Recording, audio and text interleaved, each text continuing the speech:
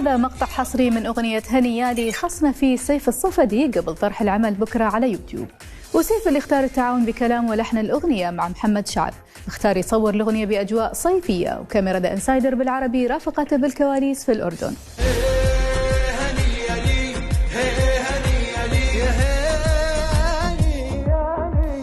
حابين نحكي هنيالنا بذا انسايدر انهم هون.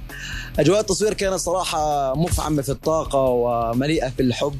صراحه بشوف انه هيك فايب الاغنيه كله مرح وكله حماس وكله طاقه، وبعبر فعلا عن قديش ممكن احنا نحب بعض وقديش ممكن نحب شخص ثاني. فانا بشوف انه اجواء التصوير كانت مليئه هيك في الطاقه صراحه. ومن كثر الحب اللي كنا سيف لحبيبته تجرأ من خلال الكلمات على كسر احد قوانين الطبيعه. علماء الفيزياء شو راح يعملوا فيه؟ طبعا بدايه علماء الفيزياء بدنا نستاذن منهم، عشان بالاغنيه بنحكي انه احنا كسرنا قوانين الجاذبيه، بس في مرات الشخص المقابل لازم نكسر قوانين الجاذبيه عشان نعبر عن حبنا له، فبدنا نستأذن منكم علماء الجاذبيه.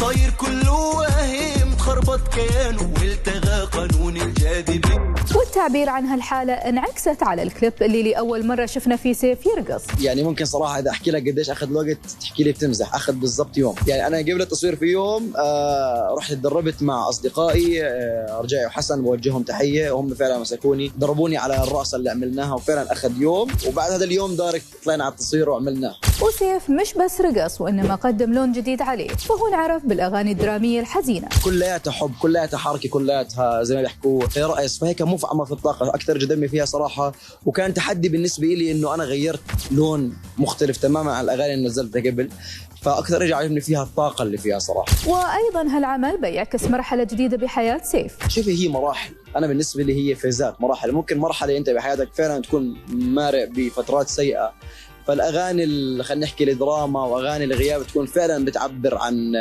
عن سيف. وممكن برضه بنفس الوقت مراحل في حياتك تكون انت فعلا سعيد وفعلا هيك فيك طاقه فتعبر عن الفيز هاي بالاغنيه السعيده. فهي انا بالنسبه لي فيزات، وهي المرحله ومع هاي الاغنيه هي فعلا المرحله اللي بمر فيها سيف. فيك الشعر اختصر كل ابيات الغزل، وعشانك وقفت وانحنت حروف الابجد.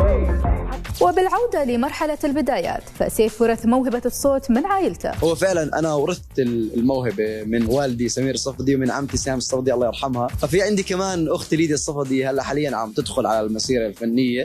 موجوع قلبي وانت عارفي من أبواب على روحي انكسر قلبي عليا.